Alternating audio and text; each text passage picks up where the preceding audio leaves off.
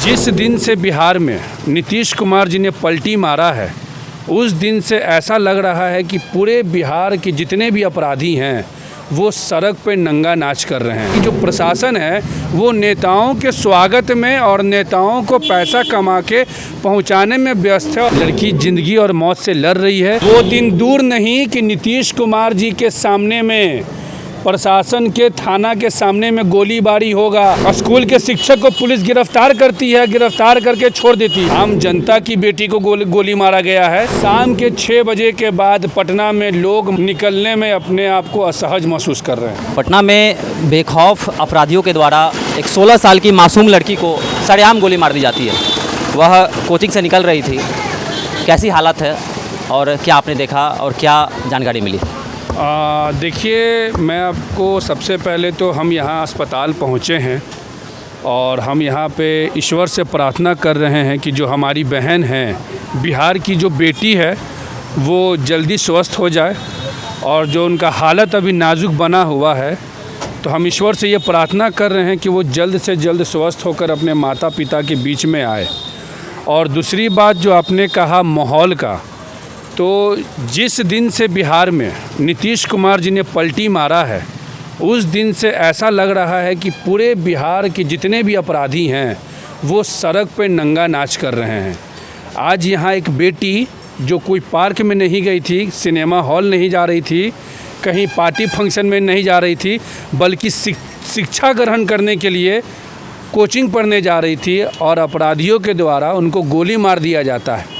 और गोली मारने के बाद आज चौथा दिन होने जा रहा है और बिहार पुलिस के हाथ में वो अपराधी नहीं है। अभी तक उस अपराधी की गिरफ्तारी नहीं हो पाई। 410/22 कांड संख्या इन लोगों ने दर्ज कराया थाना में। थाना के तरफ से कोई तरह का पहल नहीं किया गया। अपराधी बेखौफ घूम रहा है।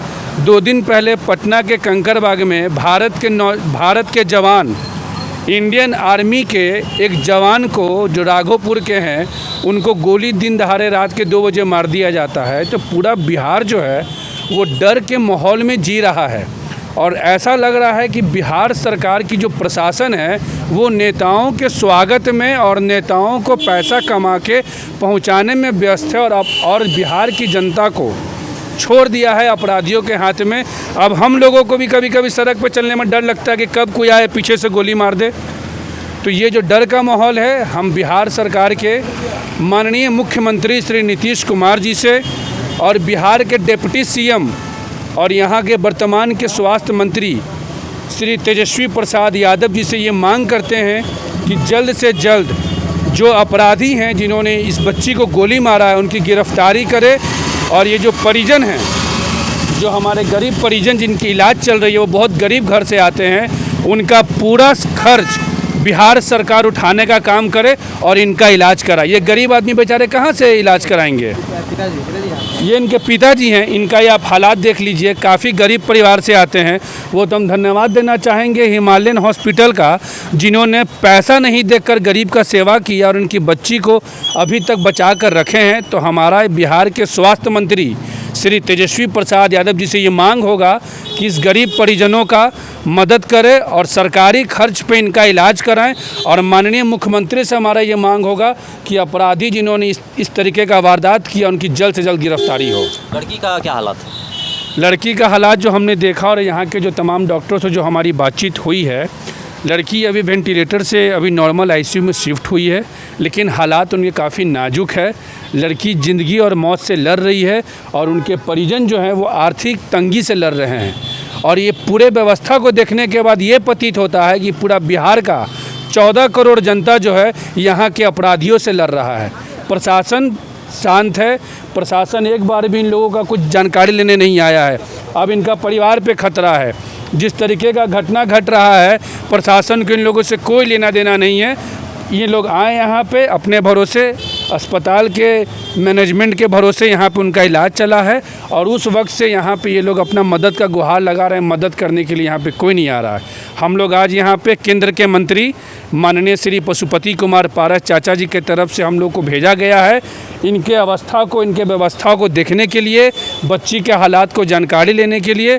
और वो पटना परसों आएंगे तो सबसे पहले यहाँ आकर इन बच्ची का वो हालात को वो खुद अपने आंखों से देखेंगे। सीसीटीवी फुटेज सामने आया है, अपराधी बेखौफ घूम रहे हैं अभी तक। मैं आपको कह रहा हूँ कि सीसीटीवी फुटेज छोड़ दीजिए, यहाँ जवान को गोली मारा जा रहा है। वो दिन दूर नहीं कि नीतीश कुमार जी के सामने में, प्रशासन के थाना के सामने में गोलीबारी होगा और प्रशासन कुछ नहीं करेगा। आज आप जाकर पता कीजिए, पूरे पटना के अंदर में और पूरे बिहार की बहू बेटियां बहनें जो हैं वो घर से निकलने में असहज महसूस कर रही हैं, डर के माहौल में हैं। आज हमारे बिहार के इस न्यूज़ को पूरे देश ने देखा कि सीसीटीवी में फ़ोटो है कि किस अपराधी ने गोली मारा। स्कूल के शिक्षक को पुलिस गिरफ्तार करती है, गिरफ्तार करके छोड़ देती है। विकास सर नाम बताएं ना, उनको सब कुछ का जानकारी होता है। तो कहीं ना कहीं सरकार जो है वो अपराधियों वाली सरकार है और जनता विरोधी सरकार है। अच्छा, मामला जो सामने आ रहा है कुछ लोग बोल रहे हैं कि पर्सनल दुश्मनी था या फिर प्रेम प्रसंग था या ऐसा कुछ मामला सामने आया। आप हमको एक बात बता दीजिए, अगर पर्सनल किसी का कोई मुद्दा हो तो क्या उसमें सरकार और प्रशासन हस्तक्षेप नहीं करेगा? मेरे आपसे अगर ज़मीन की लड़ाई है, मैं आपको गोली मार दूं तो प्रशासन अगर ये बात बोलता है कि दोनों का ज़मीन का मामला था, गोली मार दिया, तो क्या ये प्रशासन का दायित्व है? अगर गोली चली, गोली किसी को लगी, वो हथियार कहाँ से लाया? गोली मारने वाला का पर्सनल मैटर हो या सामाजिक मैटर हो, गोली चलना क्या कानूनी रूप से सही है? तो ये बिहार सरकार आकर डिफेंड करे कि हाँ भाई किसी का व्यक्तिगत मामला था, गोली चला, हम उसमें कुछ नहीं कर सकते। आकर स्पष्ट कर दे, फिर बिहार की जनता अपना हिसाब करेगी। मेरा आपसे ऐसा कौन आदमी है जिसका किसी से पर्सनली कुछ भी नहीं है? तो पर्सनली का ये तो मतलब नहीं है ना कि आप गोली चला देंगे। अब मैं यहाँ से निकलूँगा, मेरी गाड़ी में कोई गाड़ी टकरा देगा और मुझे कोई गोली मार देगा और प्रशासन बोलेगा पर्सनल मैटर नहीं। प्रशासन का काम है कि गैर कानूनी ढंग से हथियार का जो इस्तेमाल किया गया और उसका हत्या करने का प्रयास किया गया, कानून के तहत उसकी गिरफ्तारी होनी चाहिए और उस पर कठोर से कठोर कार्रवाई होनी चाहिए। अच्छा, लोगों का कहना है कि पटना जो है अभी सुरक्षित नहीं है, रात में पटना में निकलना मुश्किल है, क्या कहना चाहते हैं? देखिए, ये लोगों ने कहा है। अगर शायद कोई पार्टी पॉलिटिक्स के लोग बोलते तो अब इसको नेतागिरी बोल सकते थे, लेकिन अगर लोगों ने ये बात कहा है तो ये आम जनता है। आम जनता की बेटी को गोली मारा गया है, किसी विधायक मंत्री की बेटी को गोली मारा नहीं गया है। पूरा बिहार डर के माहौल में है। प्रतिदिन लूट, हत्या और बलात्कार और छिनतोरी पटना में आम बात हो गया है।